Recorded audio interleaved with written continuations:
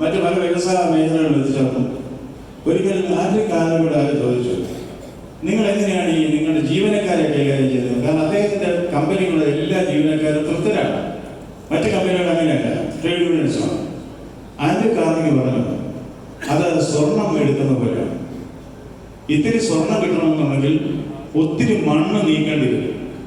1.5 ton മണ്ണ് നീക്കിയാൽ 1 gram സ്വർണം കിട്ടും. നമ്മൾ ജീവനക്കാരെയും സഹപ്രവർത്തകരെയും അങ്ങനെ കൈകാര്യം ചെയ്യണം. അവരുടെ മണ്ണ് കാണരുത്, സ്വർണം മാത്രമേ കാണാവൂ. അതുതന്നെയായിരുന്നു KE കോളേജിലെ അധ്യാപകരുടെ ശൈലി. ഏതൊരു വിദ്യാർത്ഥി അവനിൽ ഒളിഞ്ഞു കിടക്കുന്ന സ്വർണം, ഇത്തിരി സ്വർണം കണ്ടെത്താൻ വേണ്ടി ഒത്തിരി മണ്ണ് അവർ മാറ്റി. അതുകൊണ്ട് തന്നെയാണ് KE കോളേജിന് ഇന്ന് യൂണിവേഴ്സിറ്റിയിലെ കോളേജുകളിൽ ഏറ്റവും മുമ്പിൽ നിൽക്കാൻ കഴിഞ്ഞത് എന്ന് ഞാൻ കരുതുന്നു. അതൊരു ചെറിയ കാര്യമല്ല. ഇത് ഇവിടെ ലീന പറഞ്ഞു, ലീനയാണ് ആദ്യത്തെ